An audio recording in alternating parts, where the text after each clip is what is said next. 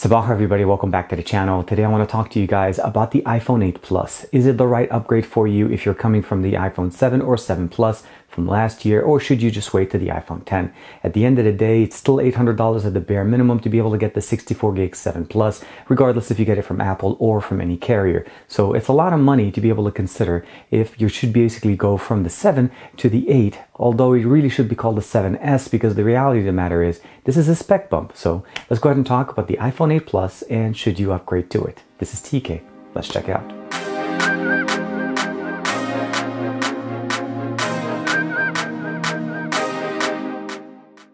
I want to start off the video by saying this is truly a comparison between a 7S Plus and an 8 Plus. That's really where my upgrade path is. I have the 7 Plus and I want to make a decision. Should I stick with the 8 Plus or should I stick with the 7 Plus? Because the reality of the matter is they're very similar. When we're talking about aesthetics, the reality of the matter is if you're putting a case on your device, you're really not going to be able to make a difference between the two. But I do want to mention that there is one aesthetic difference between the 7 Plus and the 8 Plus. And I keep pointing to each other because I keep mixing them up. But the 8 Plus does have one difference, and I'm hoping you guys by now have seen this, is that the Apple logo kind of dropped a little bit. And I think this is intended mostly just to make sure that case manufacturers have to make new cases that have to be certified available for the 8 Plus as opposed to the 7 Plus. Now, if you're using a case that doesn't show the Apple logo and it's just maybe a clear case or all the way black in the back, you're not going to have any problems. Just pick up any cases for the 7 Plus, you're set.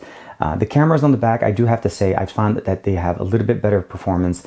Overall, I think the cameras are a little bit of a bump here, but if you're going to upgrade really from the 7 Plus to the 8, just be aware that you're not really getting that much. You might as well just jump over to the 10 because that's really where you're getting the upgrade as well as the camera performance bump that they provided us here. Now, wireless charging, definitely very nice. You can see that it does work on the new iPhone 8 Plus. On the front panel, we're looking pretty much about the same thing. The hardware hasn't really changed much. We do have True Tone display, so let's go ahead and unlock the device here. Touch ID works the exact same way. We're not talking, any innovation in this point. We basically have reached what Touch ID can do. It's a really good method of unlocking your device and providing you security. Although the 10 is going away with it with Face ID, and that's yet to be seen. So we'll have to be able to check that out. Overall, you'll notice on the right side we have a slightly warmer display. On the left side, slightly cooler. True Tone is turned on here, and it depends really on a preference. Most of the time, I actually turn it off, as I find that the blue coloring, the blue tint on the color, is actually not a bad thing for me. When we're looking as far as performance, let's go ahead and close all the other apps that I have running in the background. And I want to make sure to show you guys realistically, when you're going from the 7 Plus to the 8 Plus and getting into the A11 Bionic, are you really getting that performance boost that you think you're going to be getting? It's not going to be lightning speed. Now, I want to say, before I get into the speed test, standby time on the 8 Plus has been phenomenal. I'm not saying the 7 Plus is bad, but the 8 Plus is definitely phenomenal, where it almost never drops a percentage when you're sitting in standby. Nothing runs in the background, and it runs really good. Surprising, since the 7 Plus runs the same software, so it must be something on the hardware end. But again, very nice. Both of them work very good. The 7 Plus works really nice with iOS 11, and I'll go through with that. But if we just go real quick, a few applications launching. Calculator, again, you're going to say that's a small app, TK, that doesn't really take that much. Let's go to Instagram, launching about the same. Let's go to Facebook,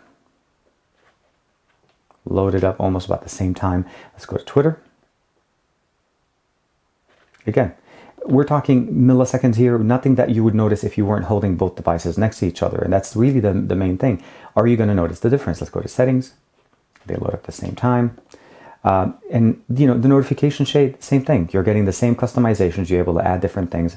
I want to say that screen recording works flawlessly here. You can screen record, do everything you want. All the toggles works the same, cellular or no cellular. Notification shade from the top works the same way. You still have your camera on the right, your notification, your widget on the left. Same here.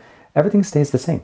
You're really not getting that much difference here. What I'm trying to focus for you guys here is that there really isn't that much of a difference. The aesthetics is pretty much the same. The water resistance on both devices are same thing. I took them in, I did a pool test with both devices. They work exactly the way they worked before.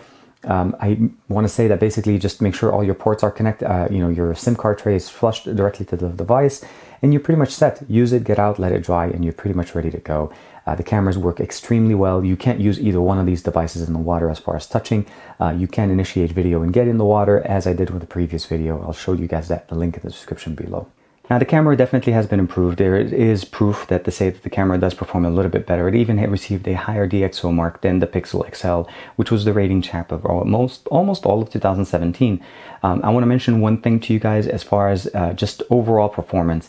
I'm going to be doing a video comparing this device, the iPhone 8 Plus, as well as the Pixel XL, to do this DxO mark comparison between the two. So keep an eye out for that. But as far as really using the camera on a day-to-day activity, I think both of them have very capable cameras, and the bump in spec is not really big enough for us to justify. Now, the one thing I want to mention is, I know a lot of people are going to be like, well, TK, there's this True Tone. Now these are filters in the portrait mode. You can change the lighting. You can go in there, and it depends really. It's kind of a hit and miss depending on how you're taking your pictures. It does give that little shadows. So if we could look here, so here's the contour light. It gives it a little bit of contouring.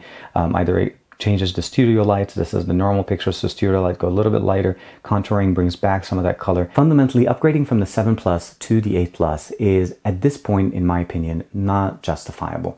The additional $800 to be able to go from one device to the other when it's really a 7S type of a bump spec. And this is what Apple's been doing for a while. You know, the 5 to 5S, the 6 to 6S. The 7 didn't go to 7S, it went straight to 8. And I think they wanted to go with the name change so that people will be thinking that this is a very nice, a very new upgrade.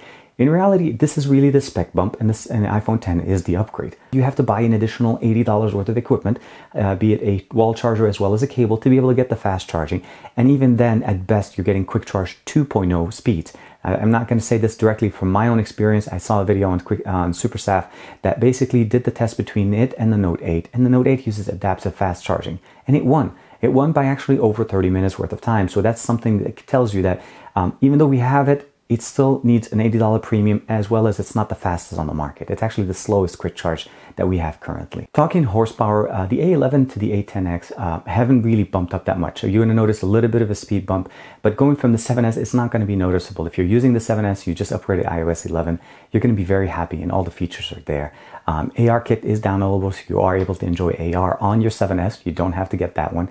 So you can enjoy that now, actually, if you just upgraded to iOS 11.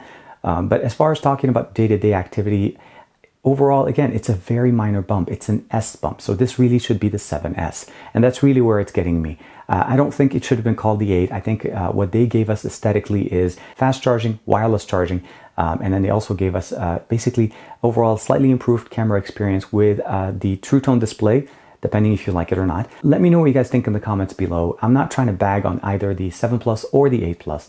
I think they're both very good devices on their own, but should you go from one to the other, I think you should wait for the iPhone X. That's the reality of the matter. I think the 10 is really the upgrade for 2017, and what we have here is for somebody that's comfortable in the ecosystem from what we've had for the last 10 years. So if you're comfortable with that system, you're comfortable with the Touch ID, the form factor, I think the 8 Plus is definitely the right phone for you. If you want something new, if you wanted Apple to finally innovate and provide you with new features, the features that you really want, the new experience, the bezel-less experience, touch as far as gesture control, I think the 10 is going to be the device that you want to go.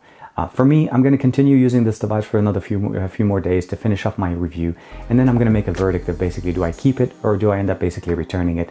At this point, again, I really haven't seen that much of a compelling reason to say, oh my God, I really got to change. I really got to go to the 8 Plus.